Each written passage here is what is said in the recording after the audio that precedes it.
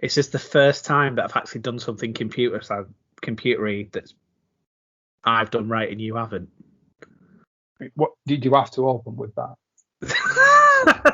No, That no. had to be your opening gambit. Yeah. We used to be Parky and Doyle, but now we're just Matt and Dan.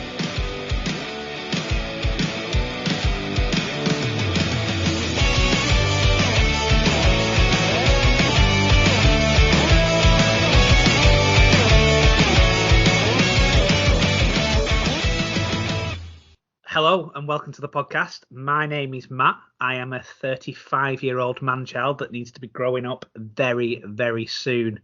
I am joined here by Daniel. Dan, how are you doing? I'm good.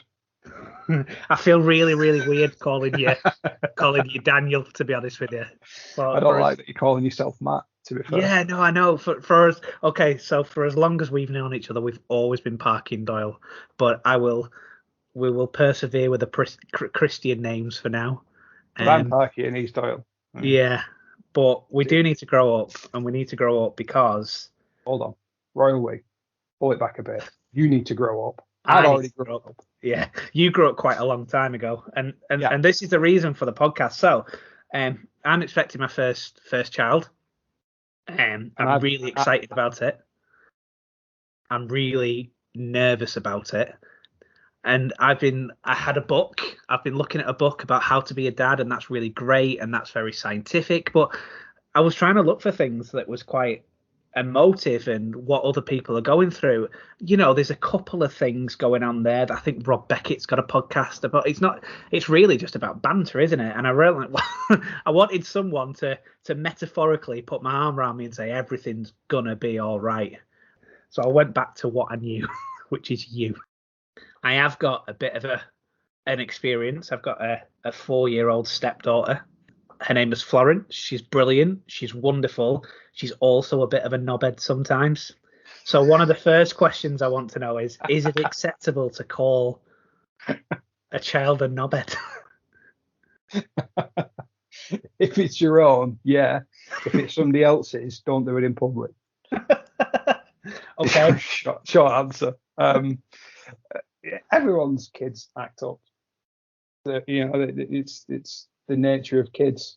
But yeah, don't ever get caught calling somebody else's kid a knobhead to their parents, especially in front of them.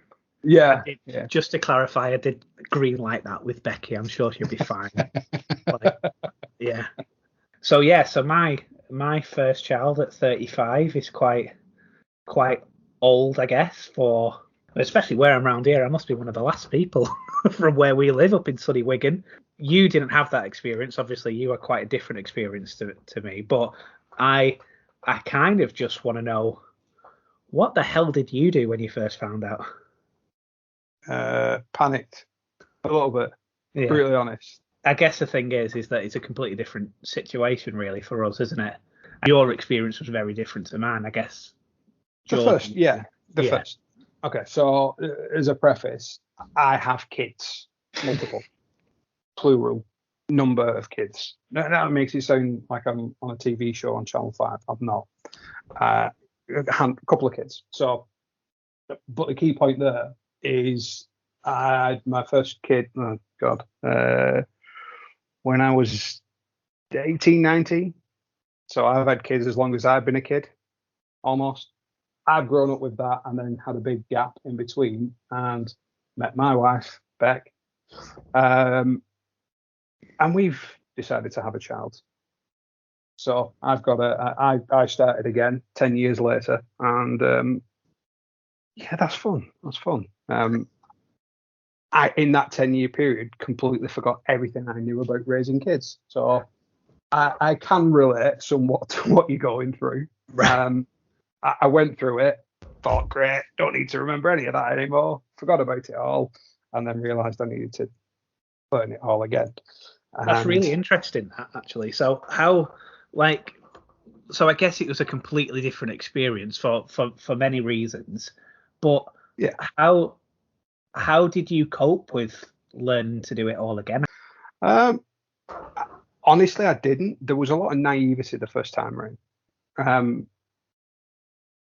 there was a lot of naivety because I was still young. It was just I had far more energy at that point as well. Whereas this time, with a little one, there was far more paranoia. It was. It's hard to explain. When I was as a 19-year-old kid and you're in hospital and you've just handed a baby, you just sort of get on with it. And I sort of grasped the responsibility, sort of angle quite quickly. And they're sort of telling you to go and change your baby. Fine, get on with it. It's easy. It's not, but they're all over the place. They're very rigid when they first come out. But then the second time when I came around to Georgia, a 5-year-old, 6-year-old, she just turned 6, she felt very fragile, and it was scary. And I was very paranoid. There's a couple of things that happen the first month. They're effectively regulating the breathing. They go through patterns that scared the life out of me because I'd never experienced it. But apparently every kid does it, where they'll breathe normally for maybe a minute and then start panting for maybe 15, 30 seconds. Wow. And then the breathing goes very shallow for maybe another 30 seconds. Jeez. I completely freaked. And I'd sort of eyeballed her, didn't sleep, just watched her blind for like 3 days until the midwife came around.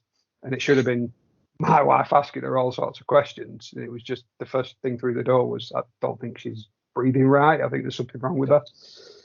Do you think that's as well as being a little bit older as well? Because I remember, all right, I didn't have kids at 18, 19, but I remember very much still feeling I was invincible. Whereas now I'm getting older, I can be an anxious wreck at the best of times, and maybe that's getting on a little bit, and we're a little bit older now. Do you think that had something to play into it as well? Yeah, I think there's definitely an element of being sensible, being a lot more grown up, being a lot more cautious. Obviously, you've got an extra 16, 17 years of experience at that point. Yeah. And you've experienced the world far more. So, yeah, the older you are having your first kid, the more cautious you're going to be, as opposed to naive as you're younger. That, as you say, you're more invincible.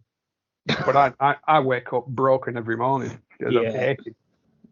Becky has this all to look forward to. I mean, she's 20. She'll be 24 weeks this on Sunday.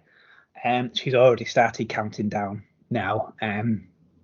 So Becky is quite a little bit younger than us. She's 10 years younger than us. So she's 25. She is amazing. I don't know what she sees in me from time to time, but she is literally the best thing that has ever happened to me.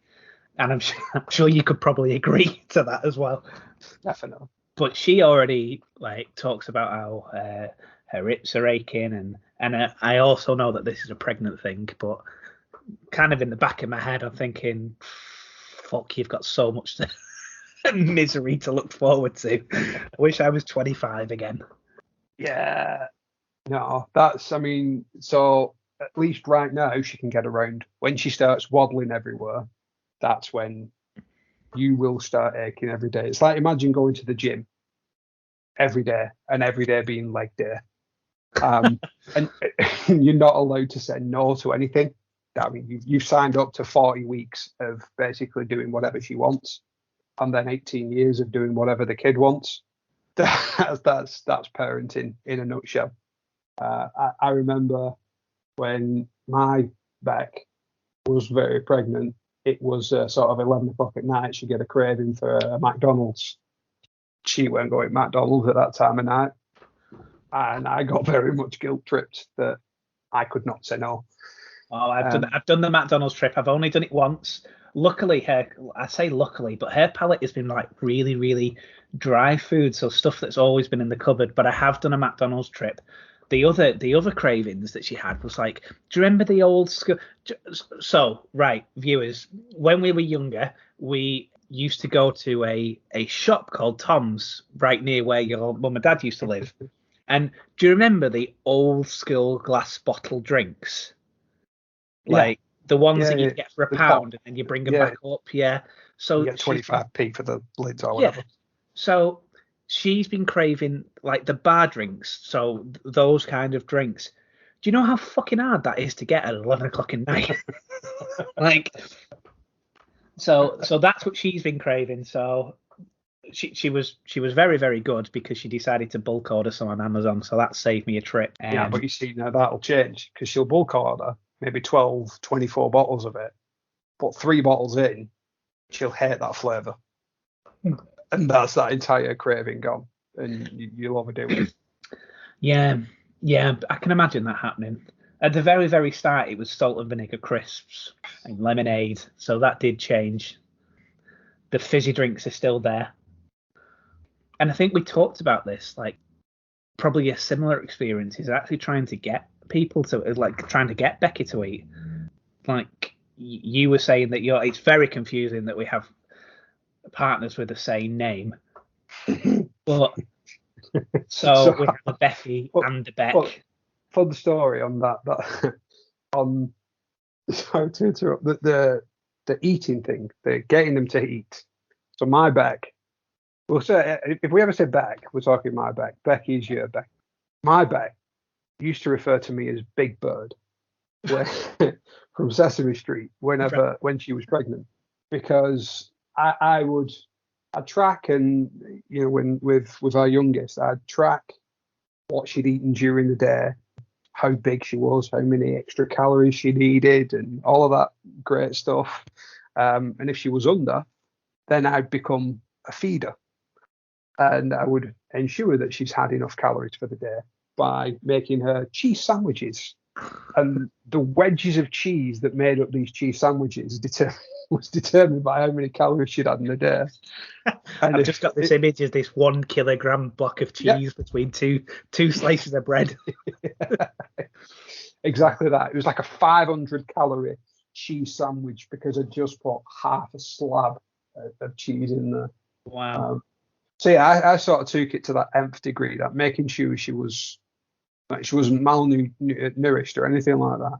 But yeah, that acquired me the title Big Bird.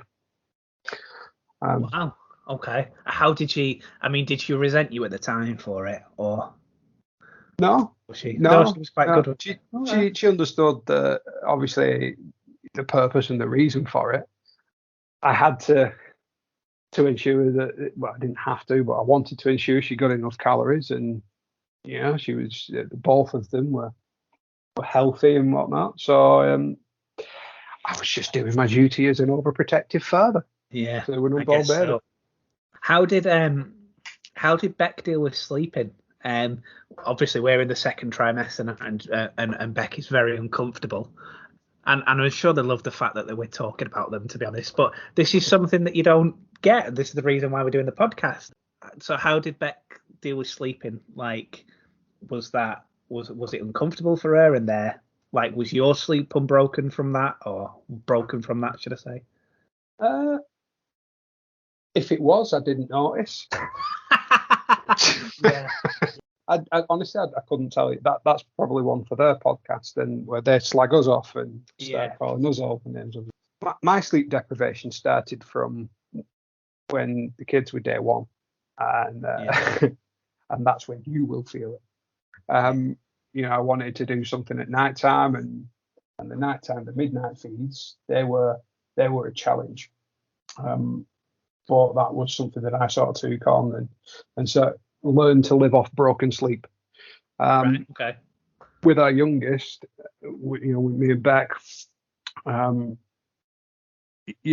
was different. It was, we sort of shared that responsibility. We set it up as like, I'd do one night, she'd do the next night. And it was far more structured and planned. And how many arguments did you have over it? There were a couple of occasions where you're sort of nudging each other, going, "She's awake. It's your turn. Get up, because you want to go back to sleep." You get a new appreciation for sleep. Let's put it that way. I can absolutely imagine, and that's one thing that I'm not looking forward to, I guess. But I'm having someone that does like his sleep. But I think once the baby's there, and I think I'm up for it. It's just a scary time, isn't it? Yeah, it is completely worth it. But it's in that moment, it's like you've set your alarm at 6 a.m. it's gone off, and you realise that you actually don't have to get up for another hour. And that feeling, that moment that you have of realisation of, I don't need to get up yet. It's not my turn to get up. Nudging that other person saying it's your turn to get up, or just hearing that they're getting up with that kid, and you can carry on sleeping is golden. But when you do have to get up, those moments, they're precious. I've spent many an evening at 4 o'clock in the morning watching repeats of Maori, and other associated TV programs are available, whilst feeding a newborn child before going back to sleep at 5 o'clock for a quick hour. So it's definitely worth it. Good. So just jumping into the present, I know you just said there is a point to where I'm going for this. I know you've just said that George has just turned 6 now. She's just had a birthday. Yeah, it's 6, isn't it? Yeah. Yeah, she's just had a birthday. Flossie's birthday tomorrow, you see. So we're having a bit of a day planned out for her. So what is it that you had a weekend planned for her? Is that right? Last weekend? Yeah. So we ended up doing a family barbecue, and then went to Chester Zoo for the day. Was that last weekend? Or yeah, not the weekend just gone, the one before, I think. Yeah. Okay. Yeah. So this is a podcast exclusive, I guess. You genuinely don't know about this. It's twins. No. And I was promised to, but I asked Becky not to post it yet because I wanted to tell you first, and then to get your general reaction on here before it can go on social media. So it will probably go on social media in the next 3.5 minutes. But I, admittedly impulsively, but I decided to do the most grown-up thing ever over the weekend, and I asked her to marry me. Fuck off! That's exactly the reaction I wanted. See, this should be on this should be on video. This one should have been a video episode. Smiling like a Cheshire cat. This is it. This is what I wanted to get on video, but this is like, where have you been for the last 2 years? You've just completely changed. This is it. This is really good. Oh, could not be happier. Thank you very much. I will admit it was very impulsive. But the reason why it was impulsive because, and don't worry, I bought a ring. I did all the right things beforehand. It was just a fact that I couldn't deal with. So I last weekend, was it? Also on the Saturday, I told my first ever lie to Becky, and that was because I was going to meet my mother and my sister to come and look at the ring and see if, having a quick second opinion, see if there was something else that was better. I kind of knew which one I was going to get. I was 90%, but just wanted that second opinion. So I was like, I had an optician's appointment in the morning over in Lee, and then I said, I'm just going to go meet my mum to do a little bit of shopping in town. And she was like, can I come? I was like, no, you can't. She was like, what? Why? And luckily, I had nothing. I had no excuse. I didn't know what to do. So very luckily, she was like, are you going to buy Flossie a present? I'm like, yes, that's exactly what I'm doing. I'm going buying a Flossie a present, and my mum's coming with her because she wants to know what she's going to get her. So I technically didn't lie. I just embellished her understanding of what was going on, because she was like, I need to go and do my nails. I'll come with you and we'll take Floss. I'm like, no, you can't. So after that, I was like, oh God, how can I lie to her for another couple of weeks? We had a little bit of a party for Floss for her. It was just her mum and a nan and her uncles and a couple of, I think, 2 cousins that were there, and just a small little party. So I was very quiet, and in the back of my head I was thinking, how could I do that, and when can I do it, and what am I going to do? And I was I was internal monologuing in myself. I was like, well, we're busy this week, we're busy that week, we're busy in the next couple of weeks. I'm like, well, realistically, I've got 3 weeks to decide. And then we got home. I thought, fuck it, I'm going to do it now. So I did. Did you at least get inside the house first? I got inside the house. Flossie went upstairs because it was quite late. I say late, it was like 7 o'clock. It was kind of past the bedtime. And I thought, I can't just propose to her. Like, this is not going to work. So I thought, I'm going to have to decorate the house somehow. So again, I did my second lie that I've ever said to her. And I couldn't think of a better excuse. So my excuse for going out was, I really fancy some eggs for breakfast tomorrow, so I'm going to go get some eggs. Do you want anything? Luckily, she wanted some fizzy drinks. So the craving still worked well. For anyone that doesn't know me, I am very clumsy. With a ring that I bought, I gave to my mum for safekeeping because I was like, do not give it. So from my house on one side of the town to driving to my mum's in 7.5 minutes or something like that, I got the ring and I thought, I'm going to do it right now. So I got all the luck. I came back. I obviously went to Asda to get some stuff as well. I came back and Flossie was unwell. She had been having party food. She'd had quite a lot of shit to eat and she felt sick. That worked out. My timing could not be better because as she was just going to bed, Becky came out the room and was like, oh, I'm so knackered. I said, don't worry, dear. I will run you a bath. You get in the bath. You enjoy. And she was like, oh, thank you. And that was my 20 minutes to redecorate the house, which is exactly what I did. I did think about doing something quite extravagant and like going somewhere, but Becky doesn't like having fuss, and she's quite. The whole of our relationship has always been her and me, and quite small and quite subtle. So I think that's what she'd like if we just did it quite subtle. So that's what I did. So while she was in the bath, I decorated the whole house, flowers, roses leading to the bedroom where there was a glass of wine and it was all candlelit with confetti, and her favourite artist was playing on in the bedroom and it was very low lighting, and she came in, and then I thought, she's just come out of the bath. She's not going to be wearing any clothes. She's probably going to wear a towel. So I chucked a hoodie, a big dressing gown. I threw that at her before she shut the door. So she kind of knew that she had to be wearing something.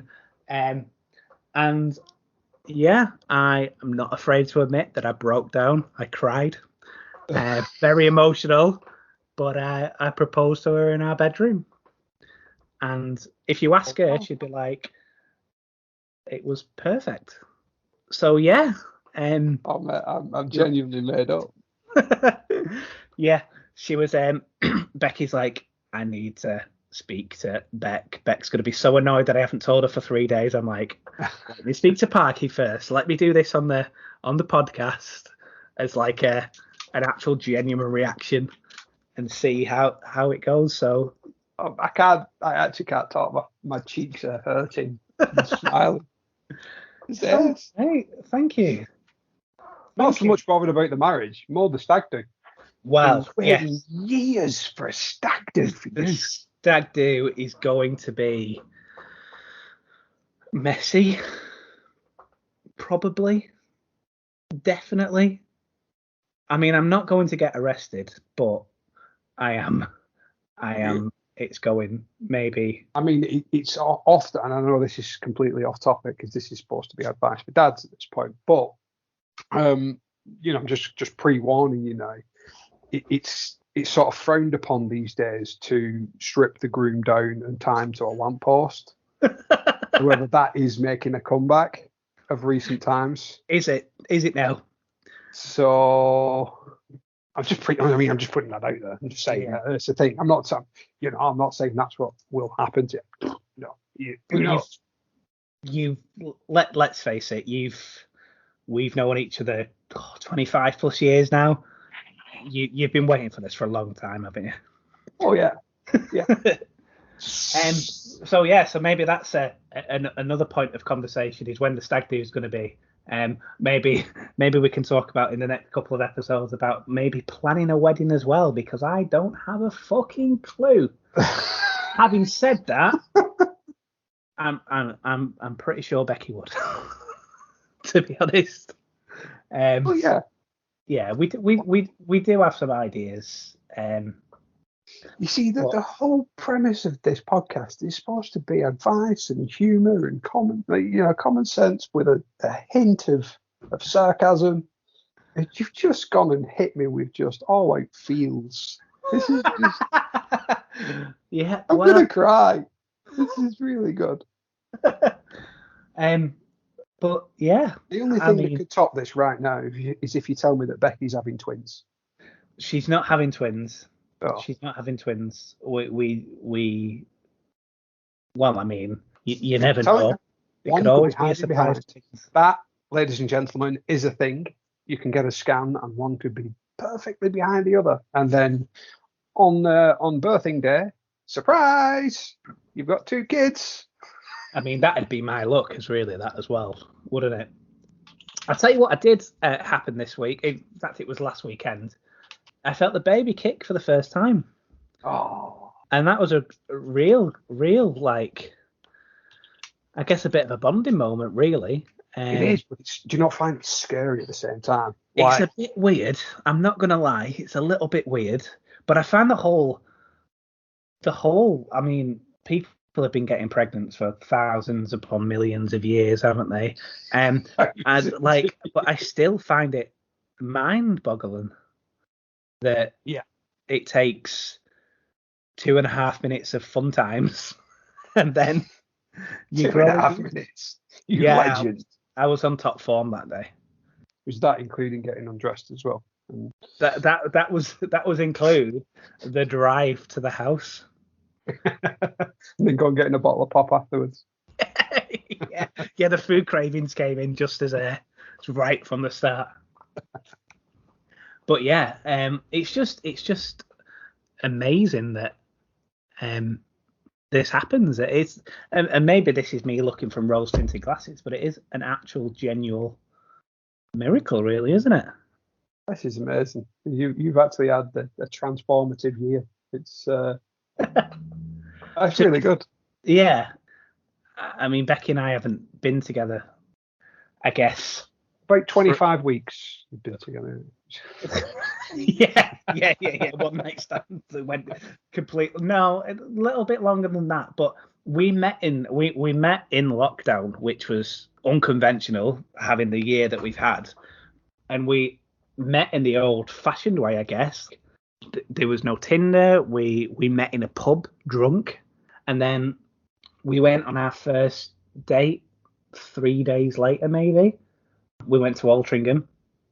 We then went on another date the Sunday, and then lockdown kind of hit. So the only thing we ever did was, be in each other's houses or see each other. But we kind of just, from day 4, really moved in together without us moving in together.